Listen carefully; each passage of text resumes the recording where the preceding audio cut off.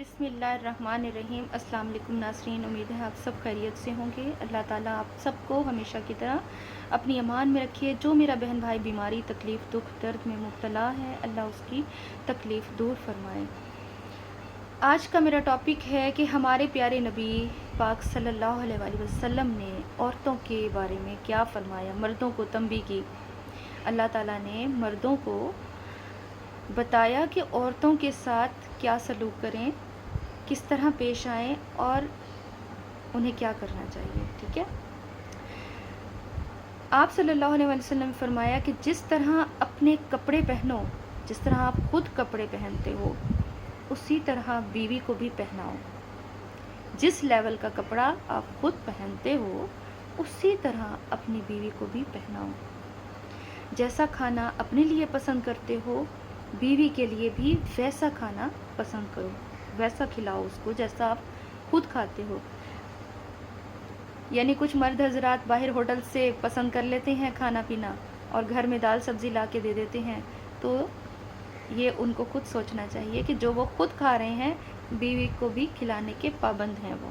ٹھیک ہے، ایک دینار وہ ہوتا ہے جو انسان اپنے کسی ملازم پر خرچ کرتا ہے، وہ اللہ کا بہت پسندیدہ ہوتا ہے۔ ٹھیک ہے، اللہ کی راہ میں جو خرچ کیے جاتے ہیں۔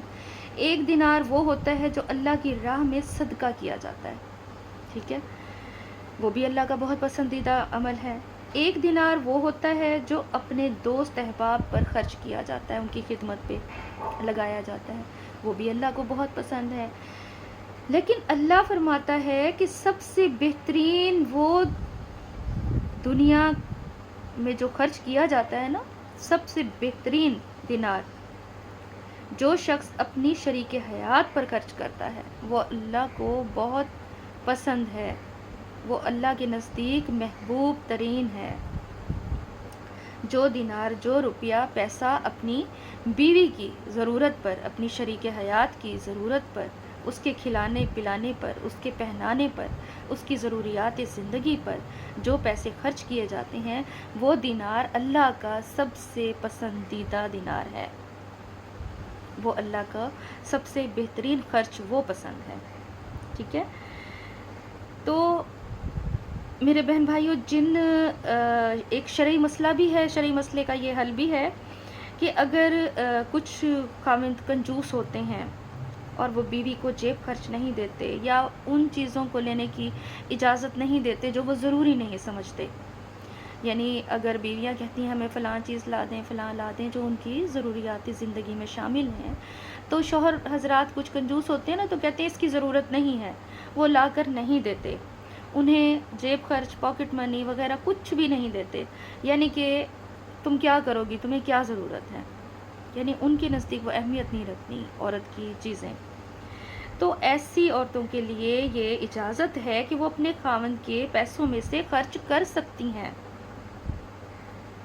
اور ہاں بلا وجہ غیر ضروری جو ہے وہ خرچ نہیں کر سکتی، لیکن وہ شوہر کے پیسے اٹھا کے خرچ کر سکتی ہیں۔ اس بات کی شریعت نے ان کو اجازت دی ہے۔ بے شک یہ ایک بات سخت ہے مردوں کے لیے، مردوں کے لیے یہ ایک سخت بات ہے کہ ان کی بیوی پیسے اٹھا کے خرچ کر لے، لیکن اللہ نے، شریعت نے اجازت دی ہے کہ جو خاوند کنجوس ہو، بیوی کو بالکل کچھ نہ دیتا ہو اور سمجھتا ہو کہ اس کی ضروریات کی چیزیں جو ہیں وہ غیر ضروری ہیں، شوہر مرد تو یہی سمجھتا ہے نا غیر ضروری ہیں، لیکن عورت تو کو چاہیے ہوتی ہے وہ چیز، تو ایسے مردوں کے لیے عورتوں کو اجازت ہے کہ وہ اپنے خاوند کے پیسے اٹھا کر خرچ کر سکتی ہیں، وہ گناہگار نہیں ہوں گی۔ اب یہ بات مردوں کے لیے تو سخت ہے، لیکن عورتوں کے لیے خوشی کی بات ہے، لیکن عورتیں بھی وہی اٹھا سکتی ہیں جن کی جرت ہو، ورنہ تو ہر عورت نہیں اٹھا سکتی اپنے شوہر کے پیسے، کیونکہ جو سمجھتی ہیں نا کہ یہ غلط بات ہے، یہ ایمانداری کے خلاف ہے، تو وہ بے ایمانی نہیں کرتی، وہ اپنی خواہشات کو ختم کر لیتی ہیں۔ کچھ میری بہنیں ایسی بھی ہیں کہ اگر شوہر کنجوس ہیں اور انہیں نہیں دیتے تو وہ میری بہنیں اپنی خواہشات کو، اپنی ضروریات کو دبا لیتی ہیں، اظہار بھی نہیں کرتی کہ ان کا شوہر پریشان نہ ہو، اور لیکن شوہر حضرات پہ یہ بنتا ہے فرض کہ وہ دیکھے کہ اس کی بیوی کس حالت میں گھر میں ہے، کیا اس نے کپڑے صحیح طرح پہنے ہوئے ہیں، پھٹے پرانے تو نہیں ہیں، کیا اس کے جوتے ٹوٹے پھوٹے تو نہیں ہیں، کیا وہ گھر میں اجڑی ہوئی تو نہیں رہتی. تو اس بات کا جواب دے پھر شوہر ہوگا. اگر عورت گھر میں خوش نہیں رہتی، پھٹے ہوئے کپڑوں میں، گندی حالت میں رہتی ہے، اور وہ افورڈ کر سکتا ہے لیکن کنجوسی کی وجہ سے نہیں دیتا، تو وہ گنہگار ہوگا. اور ایسی عورت کو اجازت ہے کہ وہ اٹھا سکتی ہے اس کے پیسے. لیکن کچھ عورتیں جو نیک ہوتی ہیں، ایماندار ہوتی ہیں، اپنے شوہر سے مخلص ہوتی ہیں، تو وہ ایسی حرکت نہیں کرتی. اللہ سے ڈرتی ہیں کہ یہ میرا بندہ پریشان نہ ہو. لیکن کچھ عورتیں اس کے برعکس بھی ہوتی ہیں، تو وہ اپنے اٹھا کے اپنی چیزیں پوری کر لیتی ہیں. اور کچھ خواتین مرد کی بری زبان کے خوف سے نہیں اٹھاتی کہ پھر کہیں یہ انسلٹ نہ کر دے، بے عزتی نہ کر دے. اس گالی سے بہتر ہے کہ میں اپنی خواہشات کو دبا لوں، میں کچھ نہ مانگوں.